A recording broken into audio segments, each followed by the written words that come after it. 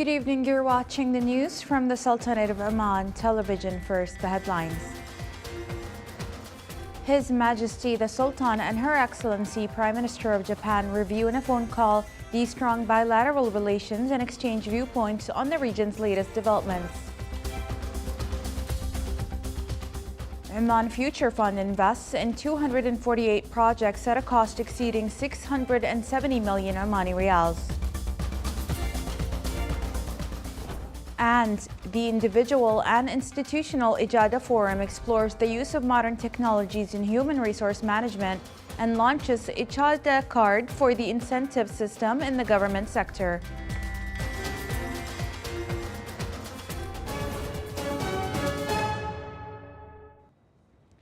Those were the headlines. Now for the news in detail.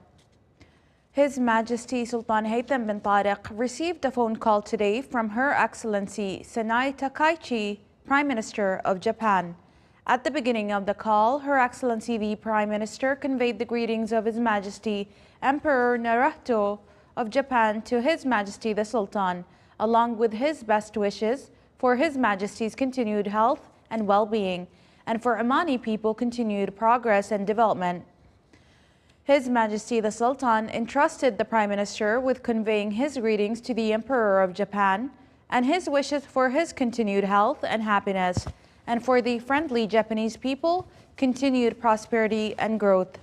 During the call, they discussed the strong bilateral relations between the Sultanate of Oman and Japan and ways to support and develop them in various fields to serve the common interest of both countries and peoples.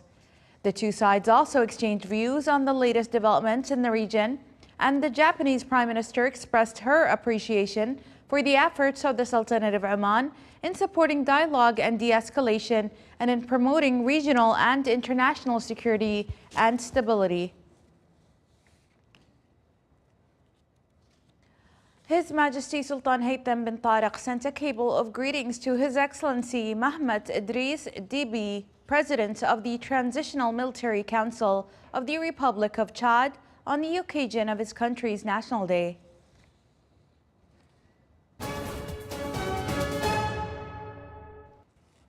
Future Fund Oman offers a model that combines financial return and development impact. The fund invested in 248 projects with commitments amounting to 671 million Omani Riyals.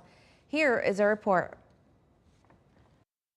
Affiliated with Oman Investment Authority, Future Fund Oman relies on a model that combines financial return and developmental impact. Statistics indicate that the fund invested in 248 projects with commitments amounting to 671 million Omani Riyals and investments totaling 1.853 billion Omani Riyals, while its projects' contributions to local content exceeded 240 million Omani Riyals up to the end of last April, in addition to creating more than 1,880 jobs and about 4,450 planned job opportunities.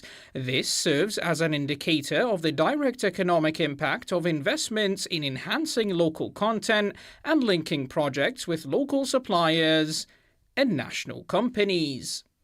Future Fund Oman continues to convert venture capital into productive projects and qualitative partnerships that boost economic diversification, transfer technologies and expertise to the Sultanate of Oman, and also open broader pathways for the private sector and small and medium-sized enterprises to participate in local value chains. It also implements programs to qualify and train Omani talents and provide employment opportunities to support localization of targeted industries and strengthen their sustainability. Future Fund Oman works to empower Omani companies to grow and expand by building an integrated financing ecosystem that accompanies them at all development stages, starting from the idea phase through establishment and early growth up to expansion and advanced financing, in addition to providing working capital financing solutions. This is achieved through partnerships with specialized investment funds and supporting entities. providing companies with diverse financing tools, including direct investment, investment through funds, and debt instruments, in accordance with best practices in this field. The Ministry of Labor launched the Ijada Card, which aims to develop the system of rewards and incentives across the units of the state's administrative apparatus. This was announced during the individual and institutional Ijada Forum held in the Wilaya of Salalah as part of the Labor Forum organized by the Ministry of Labor in Dhofar Governorate. The forum honored leading government units in the Application Integrity Index of the Individual Ijada System for 2026, which included 13 government units. The forum addressed the individual Ijada system from application to impact, developing training methodology in the Ijada system to enhance job performance, continuous improvement methodology, and human resources planning in the government sector. The event was held under the patronage of His Excellency Saeed bin Abdullah Al-Balushi, Under Secretary of the Ministry of Labor for Human Resources Development.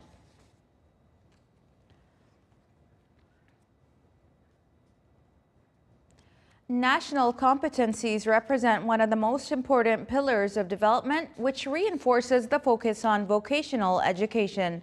This contributes to preparing young people with the skills and experience that align with the changes imposed by the labor market. Here is a report.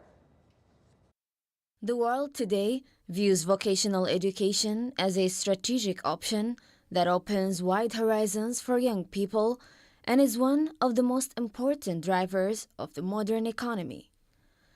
Factories, ports, energy companies, industrial and logistics projects, and digital sectors cannot function without a skilled workforce.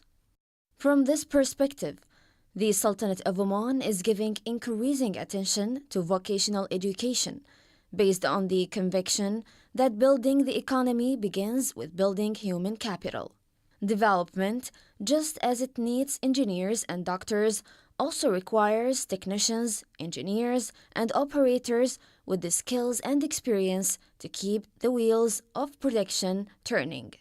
This approach aligns with the objectives of Oman Vision 2040, which prioritizes human capital development and seeks to prepare a national workforce with the skills required by the labor market and capable of keeping pace with the rapid technological advancements and the fourth industrial revolution.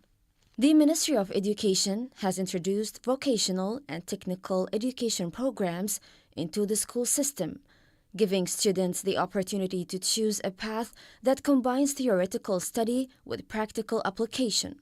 Meanwhile, the Ministry of Labor is responsible for developing the vocational training system and linking it to the needs of the national economy. This is achieved through setting professional standards, overseeing training institutions, and building partnerships with the private sector, ensuring that the skills acquired align with the jobs required by the labor market. The goal extends beyond simply teaching a trade.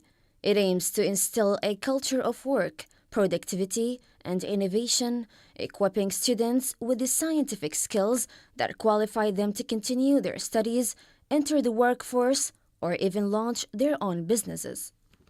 This integration is gaining increasing importance in light of the major projects underway in the Sultanate of Oman in the fields of industry, renewable energy, green hydrogen, mining, logistics, and tourism, sectors that require a growing number of qualified professional and technical personnel.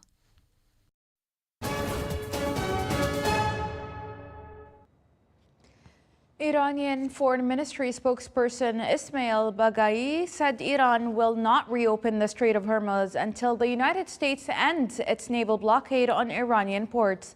Iran wants the U.S. to lift blockade, pay compensation for months of war damage, lift economic sanctions, and release Iran's frozen assets. The closure of the Strait of Hormuz, a waterway that normally carries roughly 1/5 of the world's traded oil supplies, has become the war's most lasting consequence. Iran is holding separate talks with the Sultanate of Oman over transit through the strait including potentially a temporary shipping corridor. But it has said any actual reopening is contingent on talks with the U.S. Bagai also reacted to a defense agreement signed by Saudi Arabia, Turkey, and Pakistan on Friday that would treat an attack on one as an attack on all three, saying Iran has no reason to worry the deal cloud be aimed at it. A Russian airstrike on the Ukrainian city of Zaporizhia injured 13 people, including a child. Ukraine's emergency services said the attack targeted multiple locations across the city, igniting fires on the roof of a 5-story residential building and destroying at least 4 cars. Meanwhile, 7 Uzbek citizens were killed by an Ukrainian drone attack in Russia's Tatarstan region earlier today. Earlier, local authorities said that at least 13 people were killed, including a child, and 39 injured in a Ukrainian drone attack on industrial and civilian targets in Tatarstan region. Rescue teams today retrieved bodies from a landslide that buried 3 houses in the northern mountain resort city of Baguio, killing 5 people and leaving at least 5 others missing. 3 people were dug out alive by rescuers and taken to a hospital. The landslide occurred after days of torrential monsoon rains that caused flooding and landslides across the northern Philippines.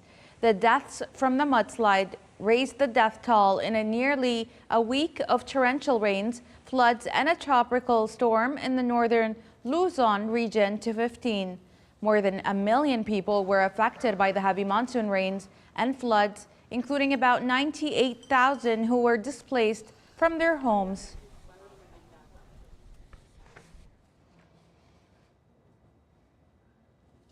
Indonesia intensified efforts today as Mount Bromo blaze spread into a growing number of wildfires across the archipelago. The country has deployed 43 helicopters, hundreds of firefighters, and disaster personnel as flames engulfed a popular national park in East Java and peatlands in Sumatra during an unusually dry season. Wildfires have burned more than 107,000 hectares of forests and other land across the country as of today. No injuries or evacuations have been reported.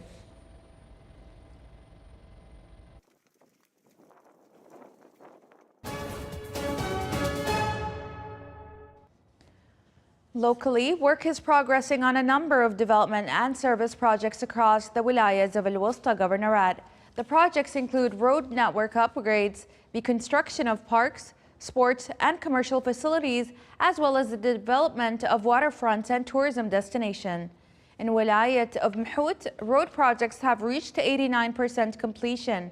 Work is also underway on several key projects, including Wadi El Sail and Sarab Parks, Camel Racing Track, and Mhout Central Market. In the Wilaya of Ad-Duqm, road projects have also reached 89% completion, while the development of Dhahar Village and Ras Madraka waterfronts is approximately 90% complete.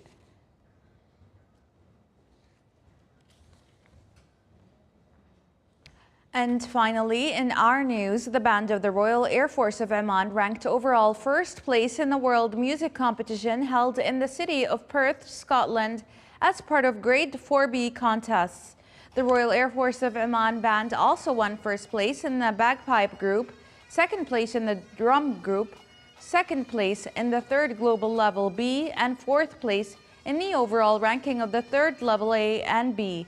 The Royal Air Force of Oman team also won the top 3 places in the individual baton bearers competition. These accomplishments reflect the Royal Air Force of Oman's advanced standards of artistic skills and military discipline, through which they embody the distinguished Omani presence in one of the most prominent international events for military music.